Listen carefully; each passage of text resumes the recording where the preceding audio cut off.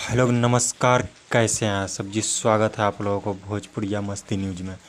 जी आज हम बात करेंगे अक्षरा सिंह जी के बारे में, जिनका फिल्म मजनुआ और रितेश पांडे का मजनुआ फिल्म आ रहा है वर्ल्ड टेलीविज़न प्रीमियम, जो काफ़ी ज़्यादा बवाल फिल्म है। डायरेक्ट सिनेमा घरों में लग रहा है ये रिलीज नहीं हुआ, टेलीविज़न डायरेक्ट टेलीविज़न पे आ रहा है,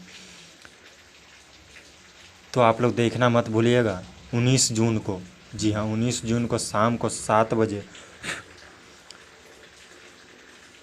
भोजपुरी सिने जी हाँ, तो देखना मत भूलिएगा भोजपुरी सिनेमा पे फिल्म मजनुआ। रितेश पांडे, अक्षरा सिंह और भी बहुत सारे कलाकार हैं, जो काफ़ी ज़्यादा बवाल फिल्म लग रहा है। मजनुआ फिल्म वर्ल्ड टेलीविज़न प्रीमियम शनिवार शाम को 7 बजे 19 जून को, तो आप लोग देखना मत भूलिएगा। और वीडियो अच्छा लगा हो तो लाइक कमेंट सब्सक्राइब ज़रूर कर दीजिएगा, अच्छा नहीं लगा हो तो डिसलाइक कर दीजिएगा। Thank you.